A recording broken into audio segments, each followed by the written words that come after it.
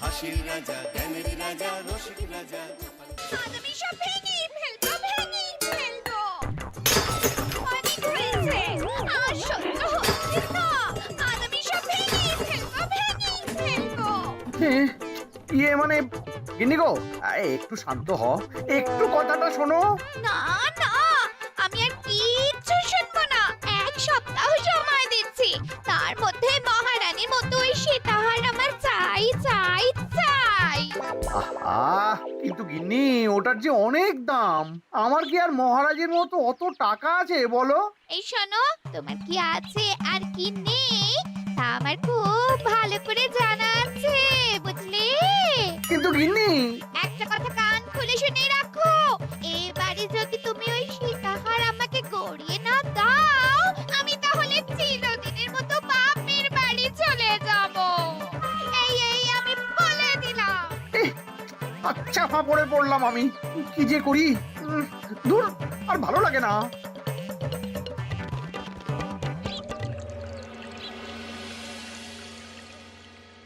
আজকে তোমাদের সকলের কাছে আমার একটা প্রশ্ন আছে। বলুন মহারাজ। আচ্ছা, ধরো তোমরা যদি এ রাজ্যের লোক না হতে, অন্য কোন রাজ্যের হতে, তাহলে তোমাদের কাছে কৃষ্ণনগর কেমন মনে হতো? মহারাজ, এক কথায় বলতে গেলে সমৃদ্ধ শক্তিশালী রাজ্য। বেশ, তা হঠাৎ এমন প্রশ্ন মহারাজ? আসলে বেশ কিছুদিন ধরেই আমি একটা কথা ভাবছিলাম। ঈশ্বরের দয়ায় আমাদের সবই আছে, তবু রাজ্যকে আরো শক্তিশালী ও অন্যান্য রাজ্যের সাথে সুসম্পর্ক বজায় রাখা একটা রাজধর্মে পড়ে। ঠিক বলেছে। ঠিক বলেছেন। বলি, তুমি কি এসব কথা কখনো ভাবো মন্ত্রী? হ্যাঁ, মানে আগে রোজ না, কিন্তু কখনো সখনো বোধহয় ভেবেছিলাম। কবে শুনি? ইয়ে, ওই তো কিছুদিন আগে, ওই সেদিন।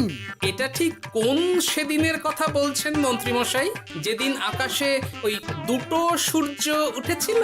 তোমাকে সবকিছুতে ফোড়ন কাটতেই হবে না গোপাল, হ্যাঁ? কি আর করি বলুন, আপনার কষ্ট যে আর সহ্য হয় না।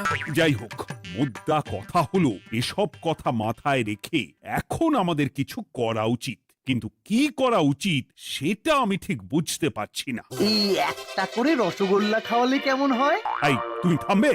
মহারাজ, আমার কাছে একটা উপায় আছে। 10 দিনের একটা মিলন মেলার আয়োজন করলে কেমন হয়? খুব বাজে হবে। একটা মেলা কত ঝামেলার কাজ সেটা বোঝো? একেই কত খরচ, তার উপর আবার অনেক লোক।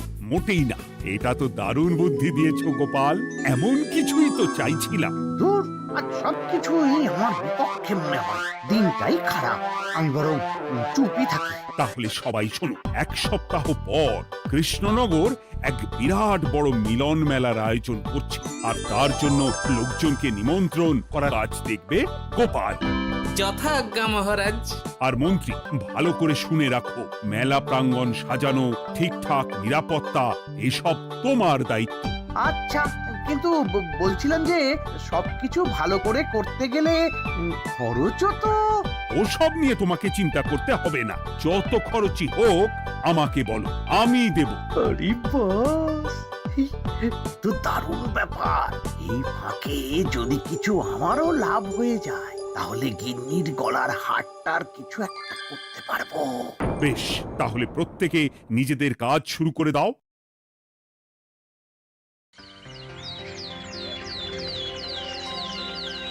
শোনো শোনো শোনো, 1 সপ্তাহ পর কৃষ্ণনগর মেলা প্রাঙ্গণে অনুষ্ঠিত হতে চলেছে 10 দিন ব্যাপী মিলন মেলা। সকল গ্রামবাসীকে এই মেলায় আসার জন্য আমন্ত্রণ জানানো হচ্ছে। শোনো শোনো শোনো।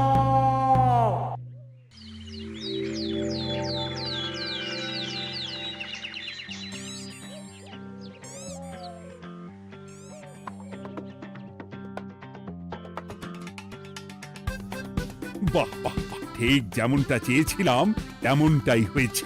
আর এসব কিছুর জন্য আমি গোপালকে ধন্যবাদ জানাতে চাই। কি যে বলেন মহারাজ, এই কৃষ্ণনগর তো আমার নিজেরই পরিবার। সেসব আমরা খুব ভালো করেই জানি গোপাল। আদিক্ষেতা একেবারে উতলে পড়ছে, এসব দেখে গা জ্বলে যায়। তোমার এই এত ভালো বুদ্ধি দেওয়ার জন্য আমি তোমাকে 50টি স্বর্ণমোহর উপহার দিতে চাই। এটা কি হলো? এরকম হলে কিন্তু আমি খেলবো না। কেন মন্ত্রী, তোমার আবার কি হলো? আমিও তো মেলার আয়োজন করেছি, তাহলে গোপাল একা কেন উপহার পাবে? সে তো মেলার জন্য অনেকেই কাজ করেছে, কিন্তু আসল বুদ্ধিটা তো দিয়েছে গোপালই। মন্ত্রী মশাইয়ের বোধহয় খুব হিংসা হচ্ছে। ঠিক আছে মহারাজ, আপনি বরং এই উপহার সকলের সাথে ভাগ করে দিন। না গো, কোনো ভাগ চাই না, তোমার উপহার তুমিই রাখো। যত সব।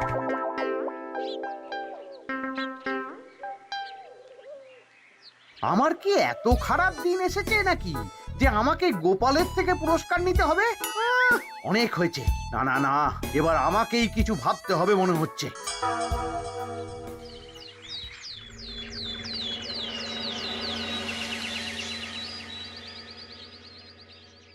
আমার আমার সব শেষ হয়ে গেল গো, সব শেষ হয়ে গেল। এবার এবার আমার কি হবে? মহারাজ, মহারাজ কিছু একটা করুন, মহারাজ কিছু একটা করুন। চিন্তা করো না, আমি দেখছি যারা দোষী তারা শাস্তি পাবেই। কি শুরু হলো বলো তো হঠাৎ করে? এত বড় বড় চুরি ডাকাতি হয়ে গেল, অথচ কেউ কোনো টেরই পেল না। হ্যাঁ মহারাজ, আসলে রাতের বেলা যখন সবাই ঘুমিয়ে থাকে তখন এই চুরি ডাকাতিগুলো হয়, তাই কেউ কোনো শব্দ পায় না। ভালো করে অনুসন্ধান করো, যে বা যারা এই কাজ করছে তাদের যত তাড়াতাড়ি সম্ভব ধরে ফেলতে হবে, নইলে তো আমাদের প্রজাদের অনেক ক্ষতি হয়ে যাচ্ছে। হ্যাঁ মহারাজ, আপনি কোনো চিন্তা করবেন না। কোথায় আনন্দ করে সব প্রজারা মেলা ঘুরবে তা নয়, আবার এই উটকো ঝামেলা। একটা কথা বলছি, কিছু মনে করবেন না। আসলে এই ঝামেলার কারণ হলো গোপাল। আমি ঠিক জানতাম কোনো না কোনো ভাবে আপনি আমাকে দোষ দেবেন। সত্যি তো, এসবের সাথে গোপালের কি সম্পর্ক? ওরই তো সম্পর্ক আছে মহারাজ। মেলা শুরু হলো আর তার সাথে চুরি ডাকাতিও। আর যদি গোপাল মেলার বুদ্ধিটা না দিত তাহলে রাজ্যে এত চুরি ডাকাতিও বাড়তো না। মানছি মন্ত্রী মশাই, মেলার বুদ্ধিটা আমার, কিন্তু মেলার নিরাপত্তা রক্ষা তো আপনার দায়িত্ব ছিল। যদি মেলা থেকেই এই ঝামেলা শুরু হয় তাহলে তো আপনার কাজেও ফাঁক আছে। মুখ সামলে কথা বলো গোপাল। আহ, তোমরা একটু থামবে? এখন নিজেদের মধ্যে ঝামেলা করার সময় নয়। সবাইকে একসাথে কাজ করে আসল চোর ডাকাতদের ধরতে হবে, তারপর বোঝা যাবে কার দোষ ছিল আর কার নয়। আগে মহারাজ।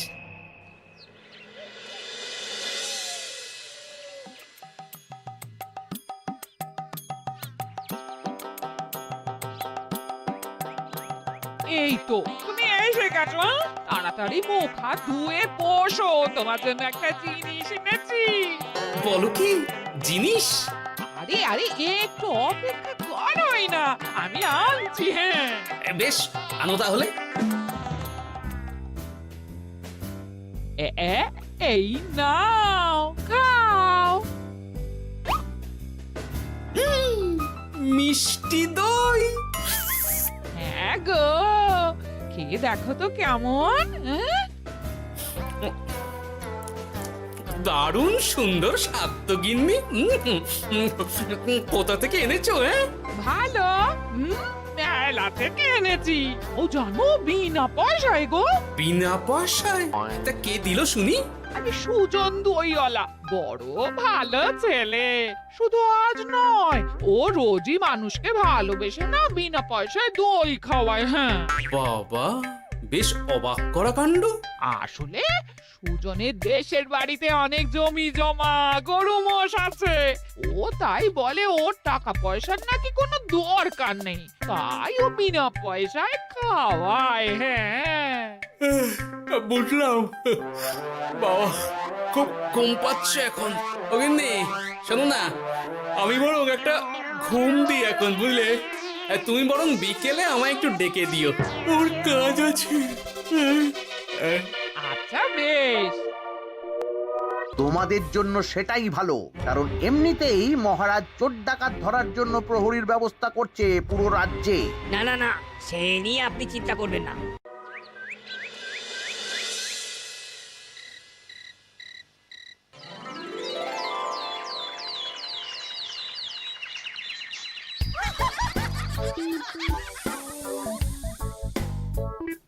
কই গো, ওরে আর কতক্ষণ ঘুমোবে? সকাল তো হয়ে গেল। সে কি গিন্নি, সকাল? তোমাকে যে আমি কতবার বললাম আমাকে বিকেলে ডেকে দেবে। বলি কবেকার বিকেল? গতকালে না আজকে? তা তোমার বুদ্ধিতে কি বলে গিন্নি?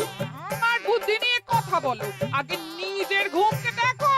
গতকাল বিকেল থেকে ডেকে ডেকে গলা ব্যথা হয়ে গেল, কিন্তু ওনার ঘুম আর ভাঙে না। হতেই পারে না।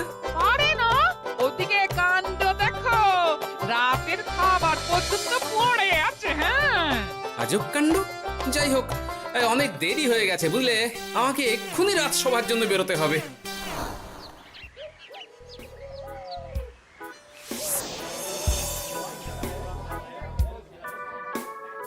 বাবা, এত ভিড় কি আছে এখানে? একটু কাছে গিয়ে দেখি তো। সত্যি সত্যি ভাই সুজন, তোমার হাতে জাদু আছে।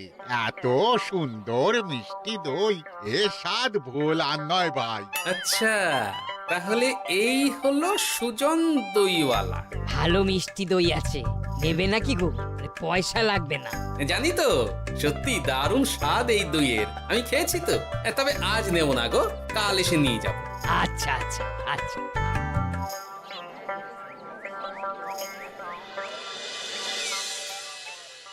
আর কোনো নতুন খবর পেলে ওই ডাকাতদের ব্যাপারে? না মহারাজ, এখনো ঠিক ধরতে পারিনি। ওরা বোধহয় বুঝতে পেরে গেছে যে আমরা খোঁজ করছি। মহারাজ, আমার মাথায় একটা নতুন বুদ্ধি এলো। রাতের বেলা করে সব বাড়িতে পাহারা দেওয়া শুরু করলে কেমন হয়? সব চুরি তো রাতেই হচ্ছে। আরে, এ তো দারুণ বুদ্ধি।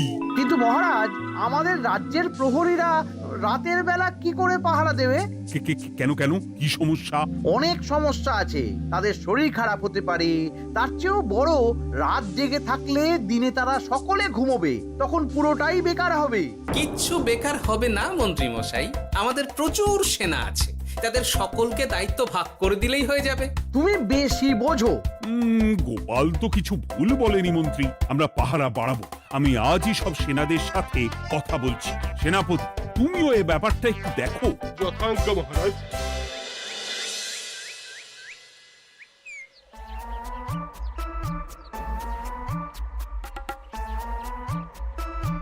চোর ডাকাতদের ধরার জন্য যদি একটা সূত্রের হদিশ পাওয়া যায় তাহলেই কেল্লা ফতে, কিন্তু সেটাই পাওয়া যাচ্ছে না বলেই এত সময় লাগছে।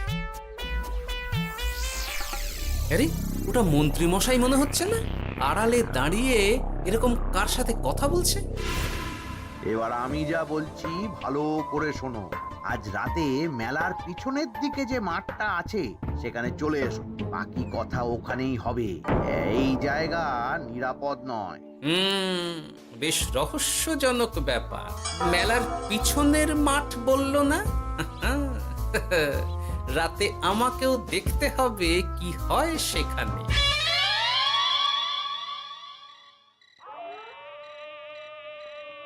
উফ, কি মশা রে বাবা! কখন থেকে দাঁড়িয়ে আছি, মন্ত্রী মশাইয়ের পাত্তা নেই কেন?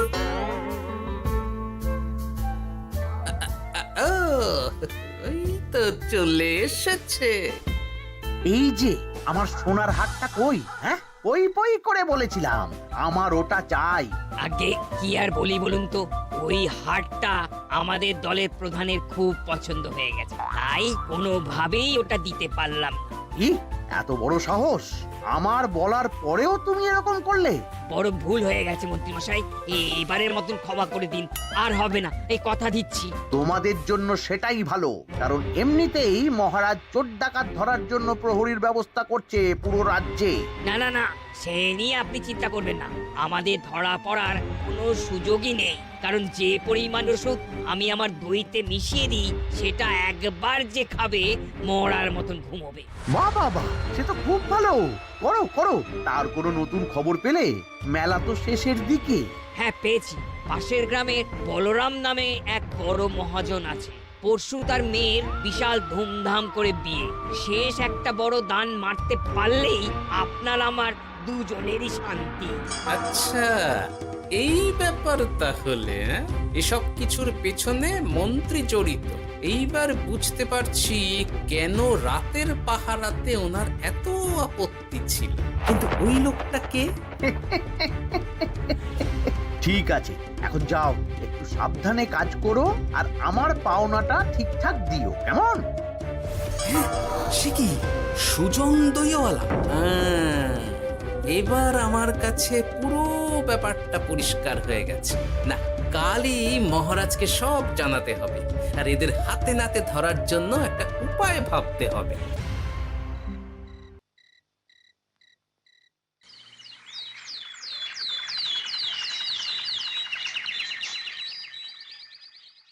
আরে এসো এসো, তোমার জন্যই তো অপেক্ষা করছিলাম। কি এমন জরুরি কথা আছে যে একান্তে দেখা করতে চাইলি? কোন মুখে বলি মহারাজ, সর্ষের মধ্যেই যখন ভূত তখন আর কি। মানে একটু খুলে বলো তো, কি হয়েছে? আমাদের রাজ্যের এই এত বড় বড় চুরি ডাকাতির পিছনে কারা আছে সেটা আমি জানতে পেরে গেছি মহারাজ। হ্যাঁ, এ তো দারুণ খবর। তাহলে আমরা এখানে কি করছি? এখনই তাদেরকে গিয়ে বন্দি করি? না মহারাজ, আমাদের হাতে কোনো প্রমাণ নেই, তাই ওইভাবে বন্দি করতে পারবেন না। কেন বলো তো, কারা আছে পেছনে? সেটা আপনি নিজের চোখেই দেখে নেবেন পরে। তবে এটা জানিয়ে রাখি, আমাদের মন্ত্রী মশাইও যুক্ত আছেন। কি? আমাদের মন্ত্রী? এত বড় বিশ্বাসঘাতকতা! আমি এখনই নিজের হাতে ওকে বন্দি করতে চাই। না না না না মহারাজ, সেটা করলে বাকি ডাকাতদের ধরতেই পারবেন না। তাহলে উপায়? আমি জানতে পেরেছি এই ডাকাতদের পরের নিশানা হলো পাশের গ্রামের বলরাম মহাজনের বাড়ি। বলরাম মহাজন? কাল তোর মেয়ের বিয়ে, আমাদেরও তো নিমন্ত্রণ আছে সেখানে। তাহলে তো আরোই সোনায় সোহাগা। শুনুন মহারাজ, আমার মাথায় দারুণ এক বুদ্ধি এসেছে। সে কি? হ্যাঁ, আপনি কোনো চিন্তা করবেন না, আমি শুধু যা বলছি সেটা করুন, বাকিটা আমি সামলে নেব। তবে দেখবেন যেন মন্ত্রী মশাই এসবের কিচ্ছুটি টের না পায়। বেশ বেশ বেশ।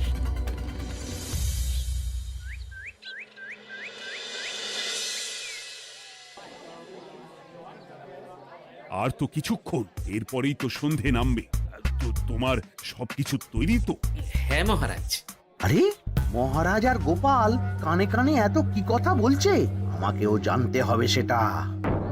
ওই যে আসছে মরকটটা, আমার আর ওকে এক মুহূর্ত সহ্য হচ্ছে না।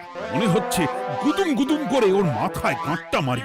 শান্ত হন মহারাজ, দয়া করে শান্ত হন আর একটুখানি। তারপর আপনি মন্ত্রী মশাইয়ের সাথে যা ইচ্ছে করবেন। ওর আমি বরং অন্যদিকে যাই, মুখ দেখলেই আমার মাথাটা গরম হয়ে যাচ্ছে। সেই ভালো। কি হলো ব্যাপারটা? যাই হোক, আর তো কিছুক্ষণ, তারপর আমার বিশাল লাভ হবে। বরং ততক্ষণ আমি পেট পুজো করি।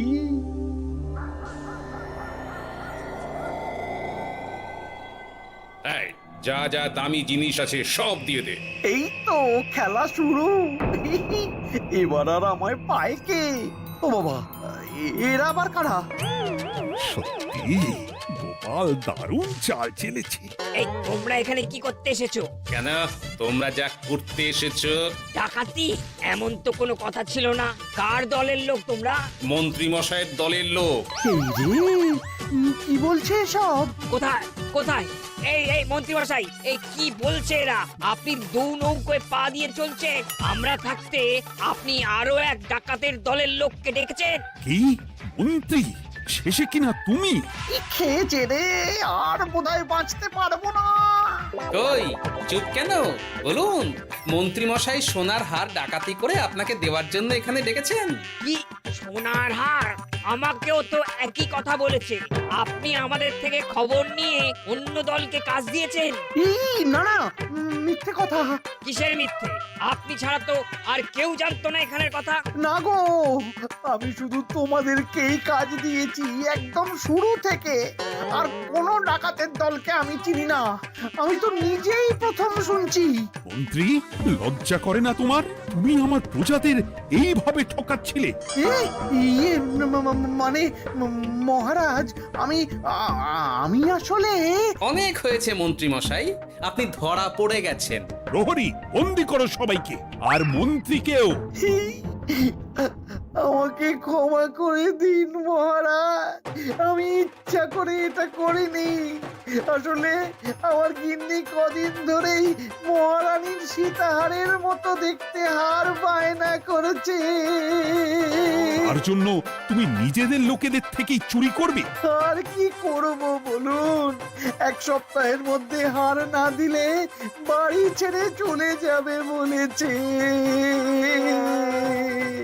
তাই আমি এখন আপনি যেটা করেছেন সেটা যদি আপনার গিন্নি জানতে পারে তাহলেও বাড়ি ছেড়ে চলে যাবে।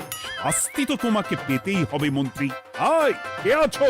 শোনো, মন্ত্রীকে মুখে কালি মাখিয়ে গাধার পিঠে বসিয়ে সারা রাজ্য ঘোরাও, এটাই ওর যোগ্য শাস্তি। আর গোপাল, তোমার বুদ্ধির প্রশংসা করতেই হয়। তোমার পুরস্কার আমি কাল রাজসভায় দেব। দূর দূর, জীবনে বিয়ে করাই ভুল হয়েছে আমার। হাসির রাজা জ্ঞানের রাজা রসিক রাজা